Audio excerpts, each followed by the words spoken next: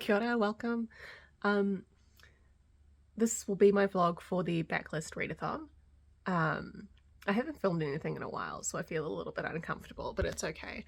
Backlist Readathon actually started day before yesterday, but I haven't really read anything for it yet. Well, I started 2 books, but I haven't finished anything, so I've kind of left myself. What's the date today? The 10th? Yeah, today's the 10th. 11, 12, 11, 12, wait, 10, 11, 12, 13, 14, 15, 16, 15. So I've got 6 days to get through all of the books. 1, 2, 3, 4, 5, 6 books. A book a day. I can do that. This isn't an organised video. I had actually filmed some of this already. Then I didn't read anything, so I've decided to refilm. Let's go through the books. So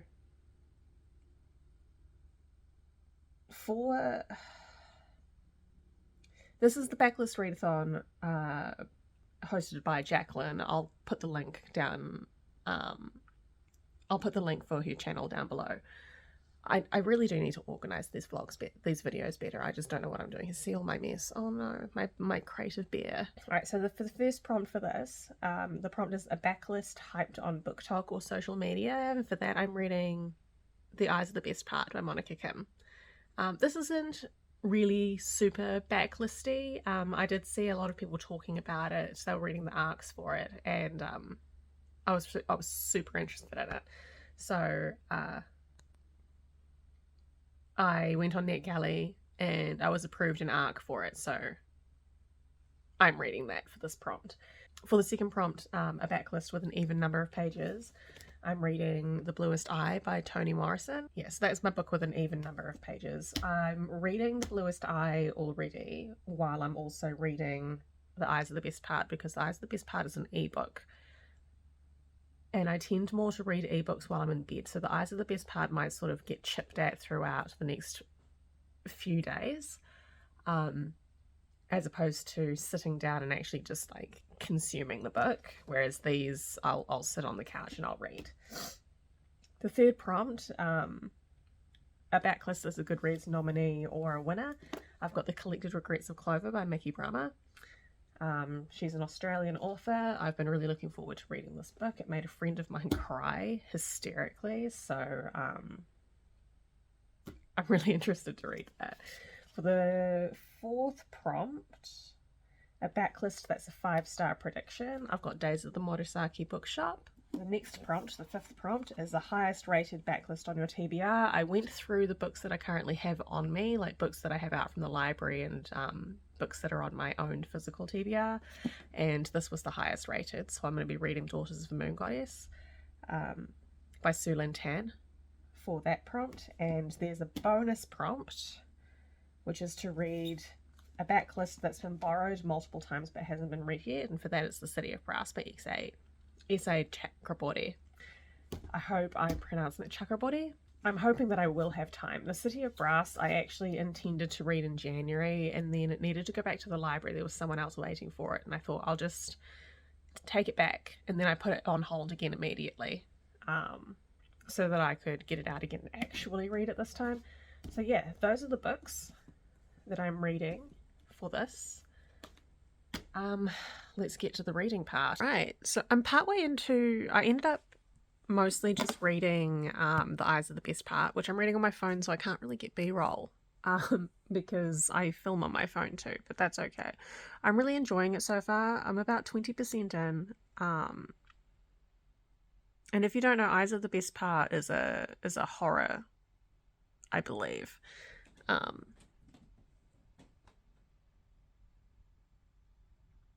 You just hear my house creak? Oh my god.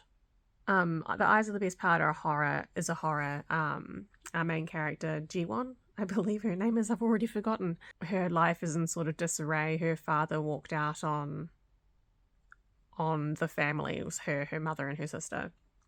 Her mother's kind of lost the plot a little bit and has gotten a new boyfriend, a white man.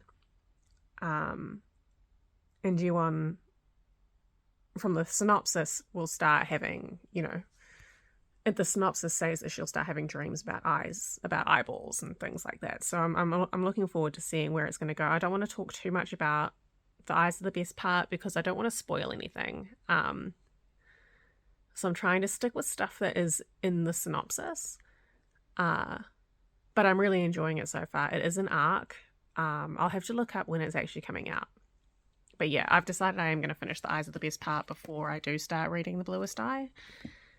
Yeah, because I've only read the introduction and the foreword in this, and I'm excited to read it, but I want to finish the eyes are the best part because I'm getting into it. I'm not going to talk too long because I actually feel a little bit nauseous, so I want to actually go to bed. But I've decided to replace Days at the Morisaki Bookshop and Collected Regrets of Clover on the TBR for this because these have a while before they're due to go back to the library. I've replaced Days at the Morisaki Bookshop, the 5-star prediction, with Women Eating by Claire Coda, and I've replaced Collected Regrets of Clover, the Goodreads nominee or winner, with The Vaster Wilds by Lauren Groff, and that's because these both need to go back to the library. They're both due back at the library on the 14th, and they both have halts. So I need to read those so that I can take them back to the library. So these will come along further down the line this month. I feel a little bit sick, so I'm going to go to bed. I was hoping to finish, I'm supposed to be editing a video over there, but I was hoping to finish that tonight and get it uploaded tomorrow morning, but I don't think it's going to happen. Because I feel very nauseous. So, do a little bit more reading and then go to sleep, and we'll see you tomorrow.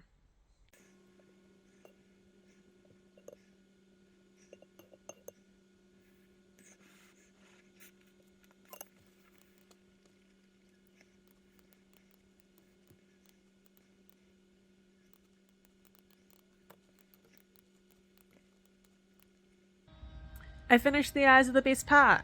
We're just gonna have to deal with that noise because there's nothing I can do about it. They started working on the water mains at the end of January, and they left some literature in our letterboxes about it, and it said that they could be still doing it in August. So, yay! I can't even put into words how fed up I am with it now.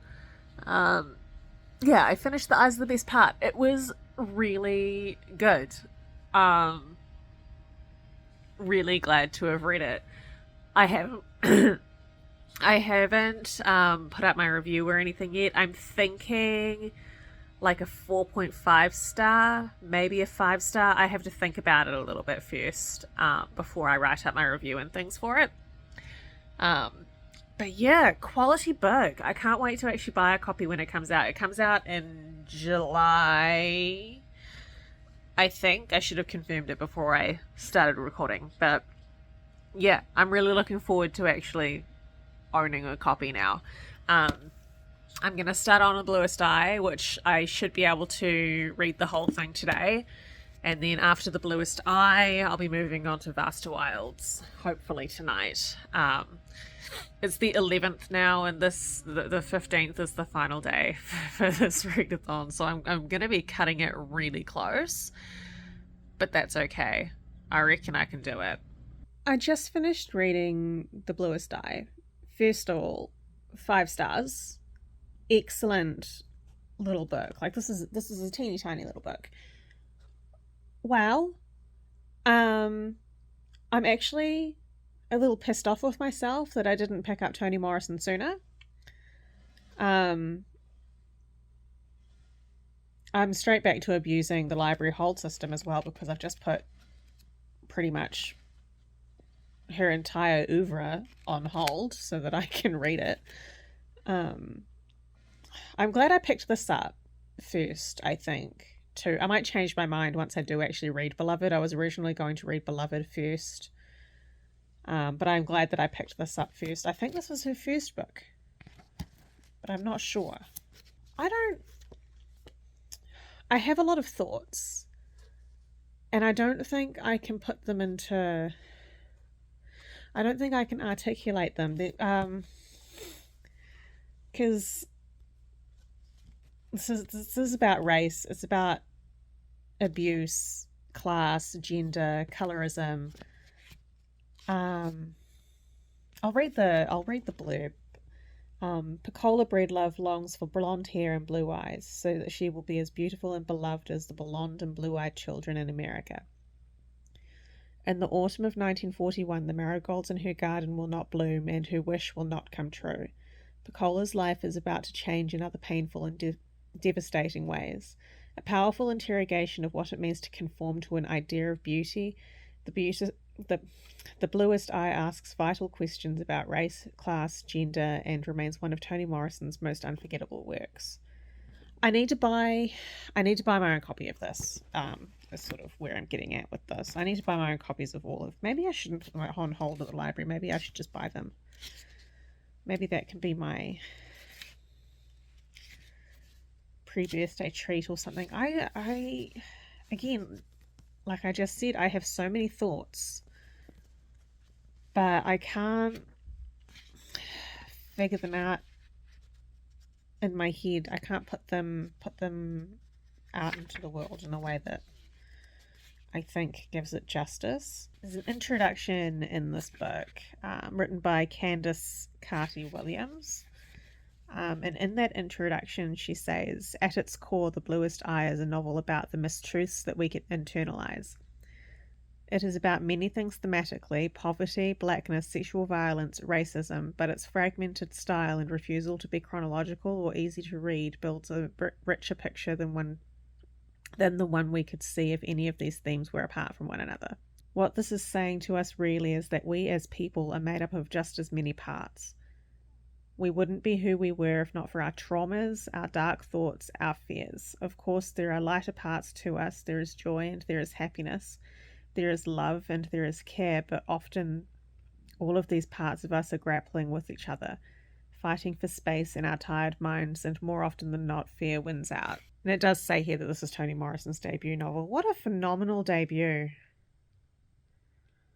I might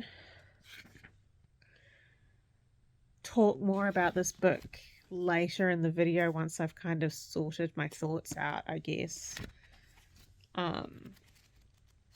I kind of regret you putting this in the middle of a readathon now, because I kind of want to sit and stew on it, but I really do need to move on to the next book. Maybe I should do a separate video on like Toni Morrison. Reread this and then read her oeuvre in publishing order or something. Oh, I don't know, man. I'm having a lot of feelings about this book. That's another book down for March, and we're going to move on to The Vaster Wilds. Hopefully I can actually concentrate on this. I think I'm just going to be stewing about The Bluest Eye for like the rest of the week now. Because, wow, I don't know, man. I'm going to have to reread it at some point. There's no way I can't reread that book. I started baking shortbread. In here, I've creamed together 250 grams of butter and 1 cup of icing sugar. Sounds horrifying, but shortbread is literally just butter, icing, sugar, and corn flour. So let's get this made. There's regular flour in there too. That's not corn flour, that's custard powder. That's corn flour. And this is corn flour too. Let's see if I can prop that up. Oh, stay. Corn flour. Alright, so I need to put in there 1 cup of corn flour and 2 cups of regular flour. Here's my cup. I've been craving shortbread, and you know, I think the little bit of Scotland in me is just kind of desperate for it.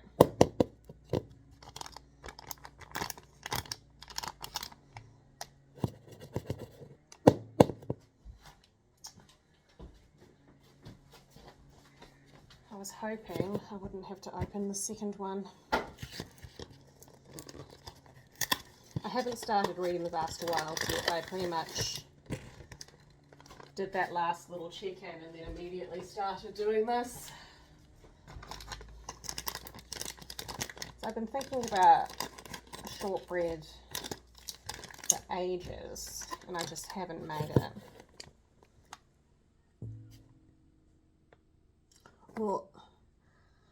Oh. I don't know if anyone else has that, but corn flour is the worst texture of pretty much anything.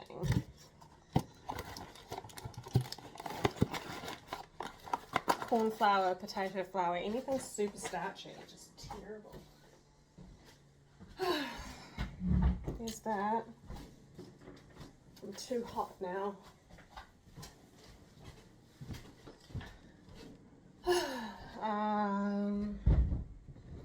Sieve. A sieve. Corn flour.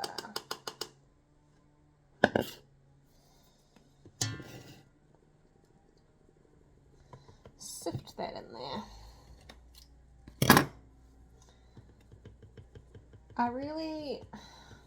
I need to get a tripod so that I can film myself cooking stuff, because I do genuinely think it would be nice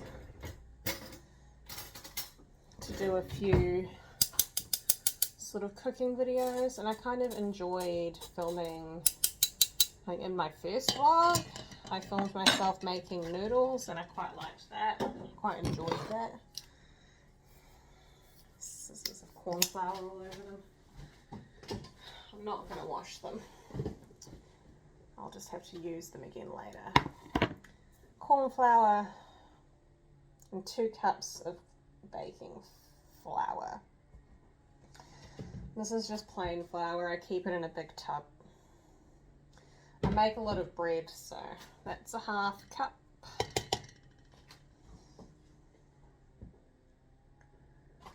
That's another 1/2 cup. Yeah, there's only 4 ingredients in shortbread. I don't know why more people don't make it. My grandma used to make it for us all the time.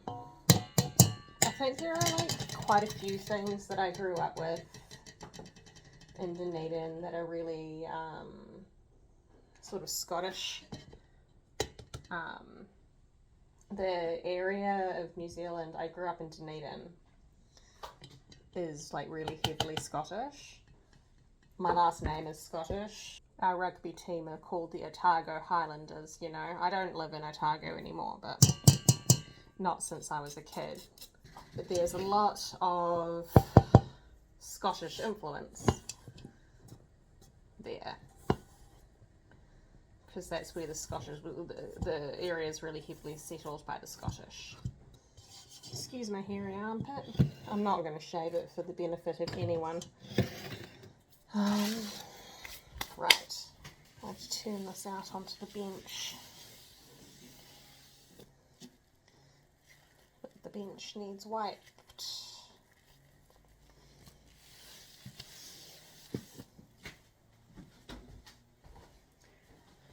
But I moved to the town I live in now,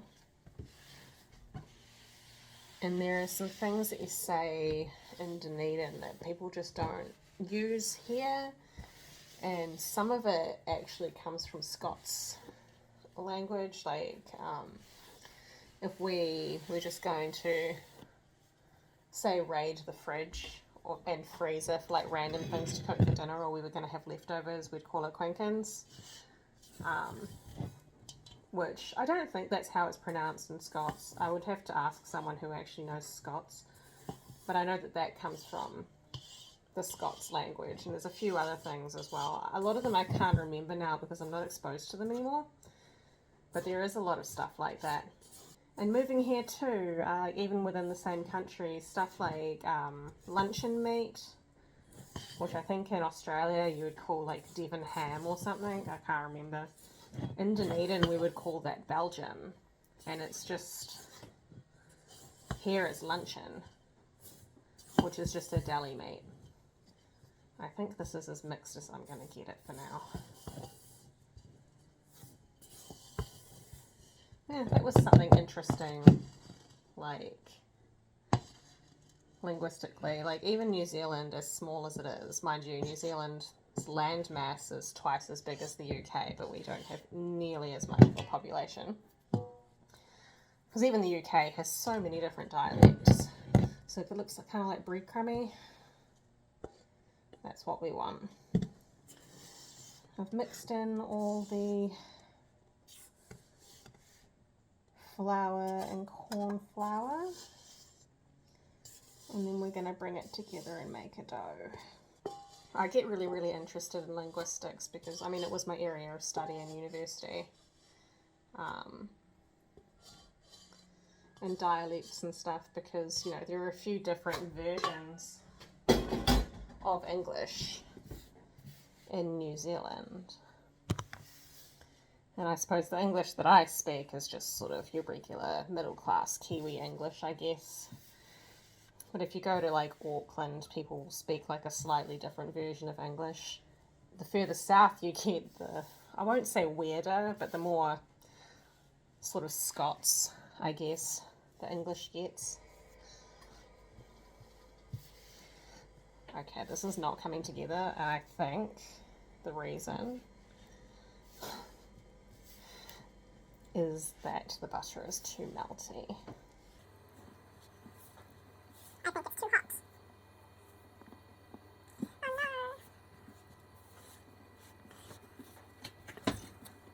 I want to knead it until it comes together. I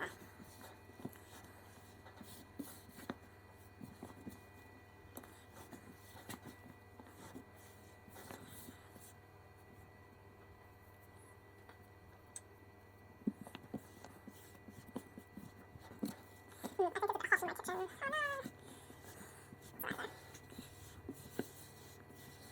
It's coming together. Oh, there's a bunch of it on the floor, but that's okay.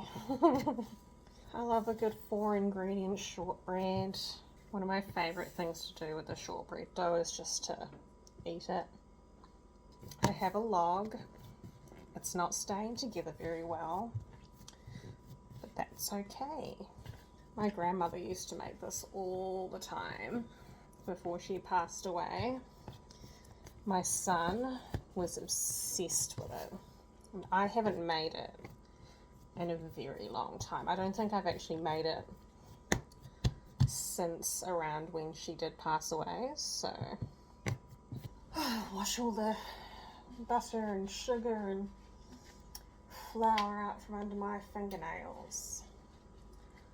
Alright, my oven is preheated to 150 degrees Celsius. We want a fork, a sharper knife. This one isn't that sharp though, it's actually a terribly blunt knife. And we just want to slice them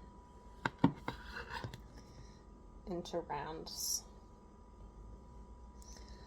They don't need to be perfect. They'll all bake the same anyway. I already know, but I wanted to try and make this vlog a bit shorter than I usually make my vlogs, but I already know that this one's going to be like weirdly long. So yeah, we're going to take the round, we're just going to give it a squash and put it on the baking tray. Yeah, I've given up on sort of trying to make my vlogs shorter because I don't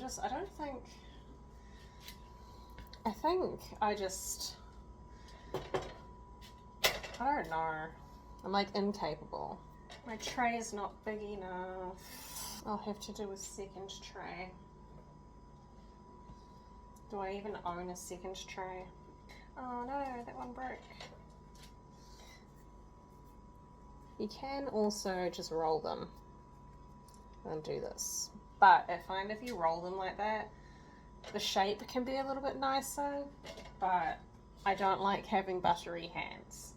And if your hands are warm, then it can just melt all of the butter and like it completely loses all structural integrity.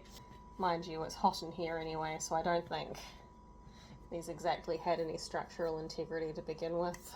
Maybe I can fit them all on here. I hope so. I don't want to have like an awkward 2 left over. You know what? This last piece is a treat for me. It's a snack. I know there's going to be someone who's going to be like, oh, you shouldn't eat raw flour. And to that I say, where is your sense of joy? That's what I want to know.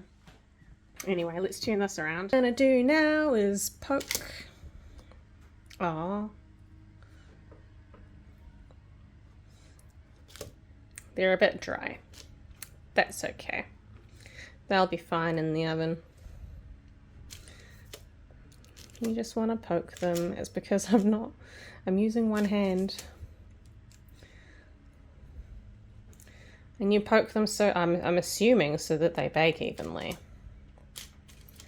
Who actually knows? I certainly do not.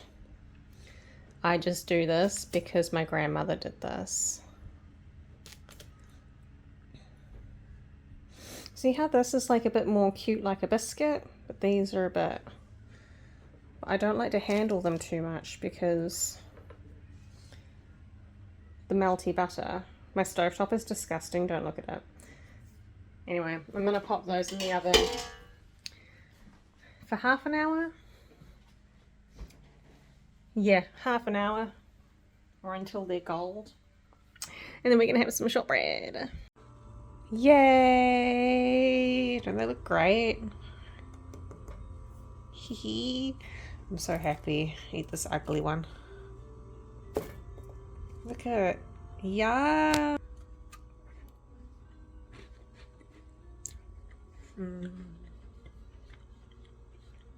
The actual melt in your mouth biscuit.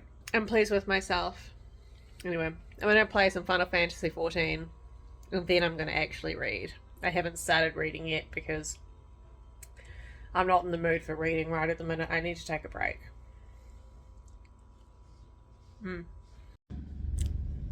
I'm so sorry about the noise. They have a digger parked in my driveway. I've barely read any of this. I think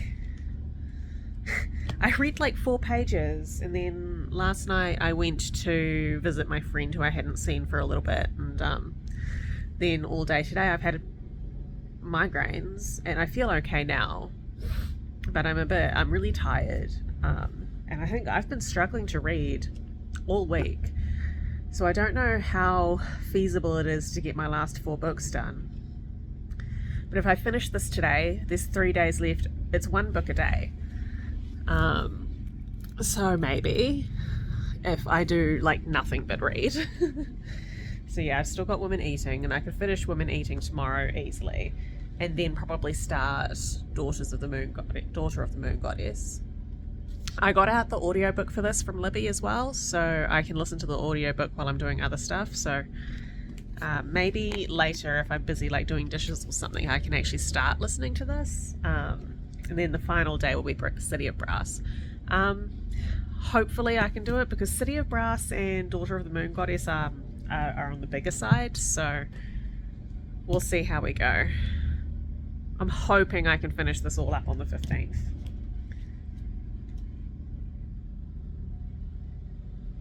I'm hoping I don't get more migraines. This is not helping at all, but I can't do anything about it, so it is what it is, and it's going to be like this for a very long time.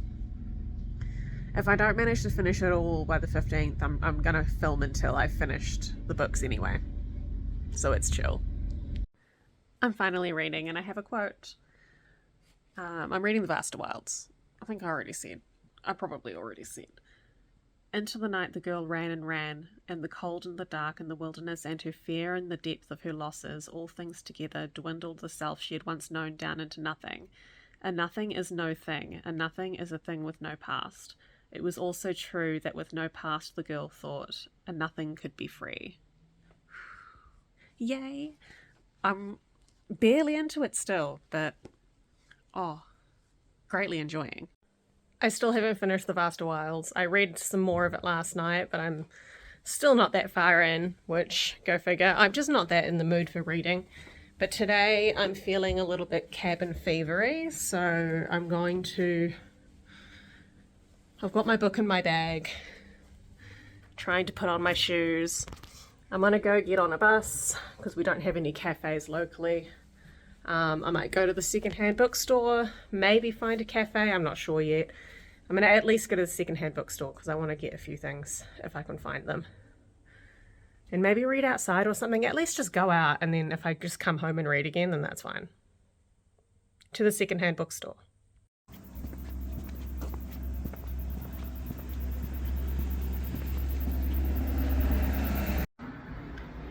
I underestimated how hot it was going to be. It's hot. I'm sweating.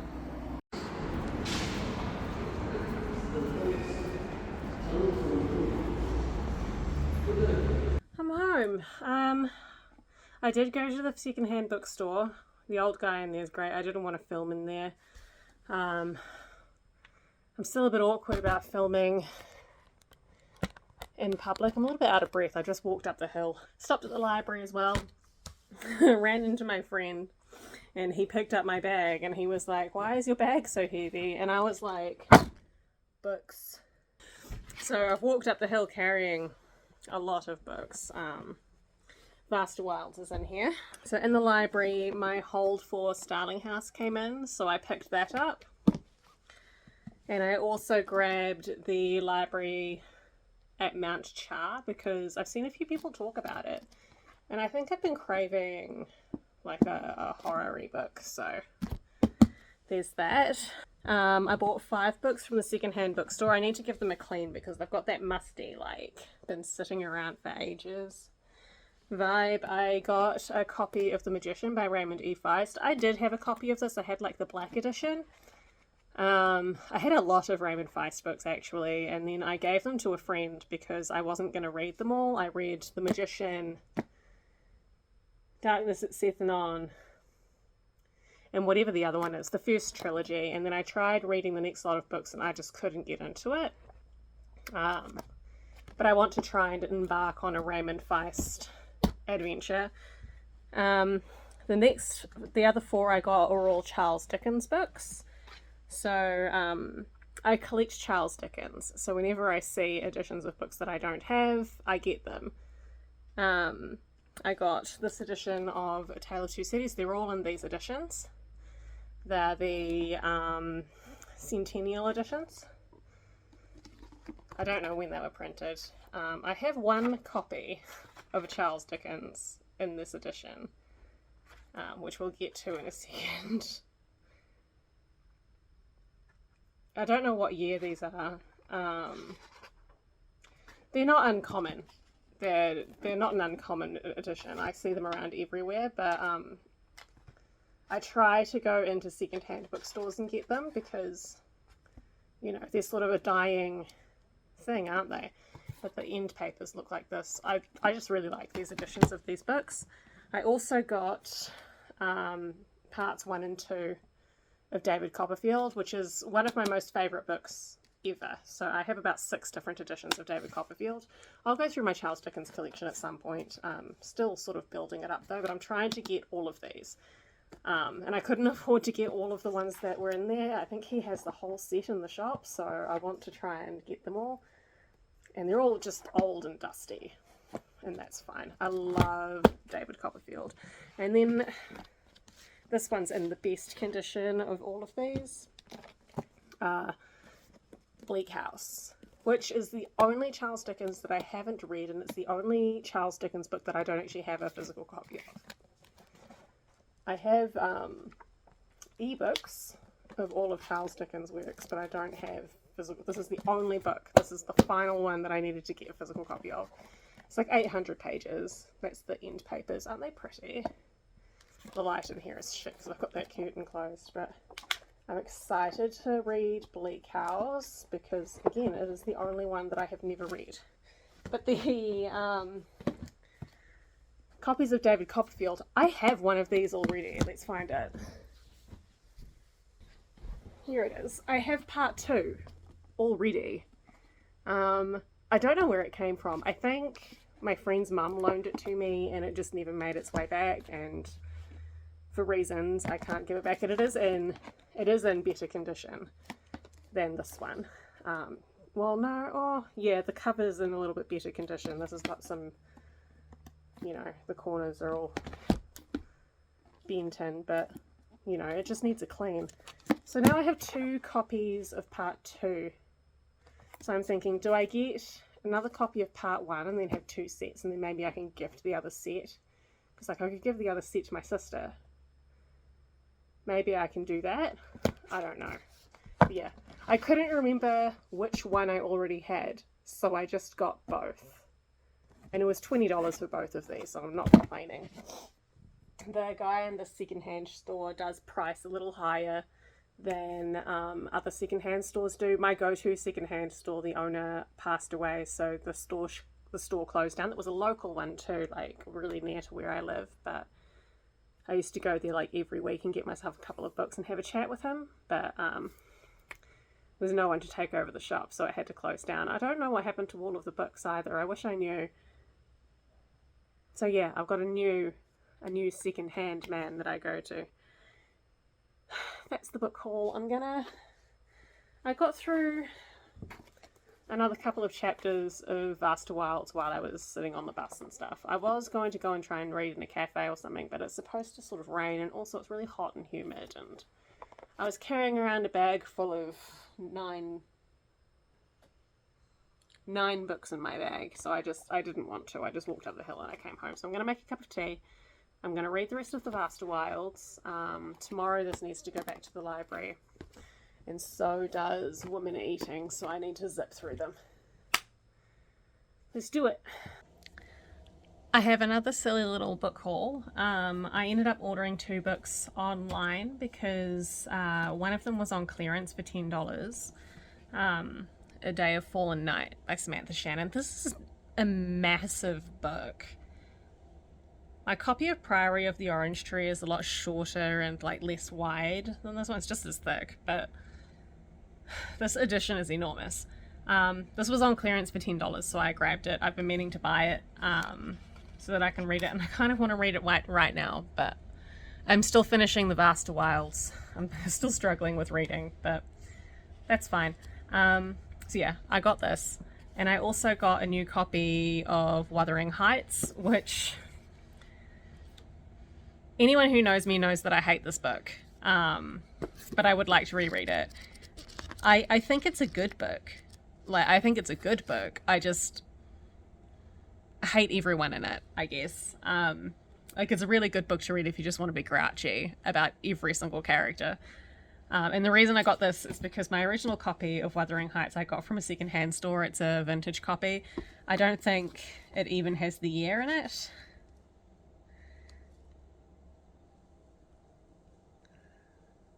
No,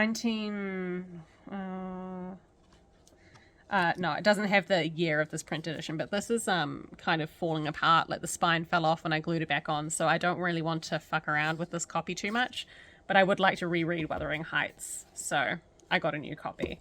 So yeah, those are the 2 books that I got. They arrived today. I'm excited to read A Day of Fallen Night, but I've got to get through my March TBR first, which is enormous, and will probably leach over into April, but that's fine. Like I said, I'm still reading. I really should get organized before I turn the camera on. Yeah, I'm still reading The Vaster Wilds. I just realized I never actually explained what this book is about. So this book is about a girl who is running. So she and she's surviving in the wilderness in the Americas. She migrated to the Americas to join the new colony, I believe at Georgetown. And when they arrive, they're already in famine, and she escapes, runs away from the fort in Jamestown, and she's surviving in the wilderness, and it's just her inner thoughts, everything she's doing to survive, some bits about, you know, people around her. She's like sort of drip feeding us information about her life so far, and it's stellar. It's really, really, really good, and I really wish I could just sit down and and knuckle down and finish reading it. I'm only about halfway through. I know that yesterday that I said I would finish it last night. I didn't. I was too tired. I just went to sleep. So hopefully I'll finish it tonight. Then I can go on to Women Eating. These two both actually need to go back to the library today. So once I finish The Vast Wilds, I might just take them both back because I have this as an audiobook. I actually bought it with a credit on Audible. So I can listen to it as an audiobook while I clean my house or whatever. So I may do that, or I might just be cheeky and if I can't sleep tonight, I'll try to read this in one sitting and then return it tomorrow morning a little bit late. And then I still have Daughter of the Moon Goddess and City of Brass. So I'm a little bit concerned because tomorrow is the last day and I don't think I'm going to get through those two bigger books tomorrow, but we'll see how it goes. If I don't get through them tomorrow, then I'm going to give myself an extra day for the Backlist Readathon. That's just how it has to be. Anyway, I'm going to go put these on my TBR shelf. Hopefully I'll get to them this year. TBR shelf is really large, but back to reading, I guess, and hopefully finish this. I am really, really enjoying it. I have to buy my own copy because the amount of stuff in this that I have wanted to annotate and highlight. I probably should have bought myself my own copy when I ordered those, but I didn't think to, so I'm really enjoying it. It's so, so good. It's so, so good. Thank you to Willow Talks Books for raving about this book and convincing me to read it, because it's so good. 1600s, a young girl escapes from a settlement into the night. She chooses to leave behind everything she's ever had, her roof, her home, her country, her language, the only family she's ever known. She carries nothing but her wits, a few possessions, and a spark of God that burns hot within her. In this unknown land, threat looms on every corner. In the hostile eyes of men, in the forest itself, and in the hungry creatures that stray upon her path, what she finds in this place is beyond the limits of her imagination. It will bend her belief in everything that her own civilization has taught her. The Vaster Wilds is at once a thrilling adventure story and a penetrating fable about trying to find a new way of living in the world. A work of raw and prophetic power, it tells the story of America in miniature through one girl at a hinge point in history, to ask how and if we can adapt quickly enough to save ourselves. Good summary. Good summary. I didn't even read that before I started reading the book. This is the first time I've actually read that. Excellent. Cannot recommend this enough. Genuinely. This and The Bluest Eye, which I didn't talk about very much, but I might talk about in a future video. Wonderful. Wonderful books. So happy that I picked them up. Anyway, back to it. I'm in the middle of eating and I'm really hoping I don't have food in my teeth. I'm going to talk like this so that you don't see my teeth very much. I'm at a part of this where like throughout the Vaster Wilds, she's making sort of discoveries about the world and about herself, and her experiences and her traumas are changing the way that she thinks about certain things. So like her interpretation of like souls and God and her interpretations of like her experiences develop as you go through the book, and she experiences more and more of the wilds and as she continues to survive. And right now she's pondering sort of what God really is and what God is to other creatures and other people, because if something has a soul then it must have a God, right? Or have a connection to God. And I just want to read this paragraph because I like it. And perhaps she thought God was neither Trinity nor singular, but multiple, as various as the many living things that did live upon the earth. Perhaps God is all. Perhaps God already lived within all. And this place and these people here did not need the English to bring God to them. I just think that's nice. I mean, it's a nice paragraph. Like there are a lot of just really excellent thoughts in this, and they're not uncommon thoughts, I think, but it's the way that the girl is sort of passing these thoughts is really interesting and really well put together. Anyway, I think I have another like 50 pages to go, so I'm going to keep reading. I have to be a little bit quiet because it's the middle of the night and my kid, well, he should be sleeping, but he's 13, who knows. I finished The Vaster Wilds, and I just had to like sit back on my couch like this and just stare at the roof for a minute, because 10 out of 10, she's perfect. 5 stars. And I think, no, yeah, I have. All 3 books I've read so far have been 5 stars. Go me. I love that for me. Anyway,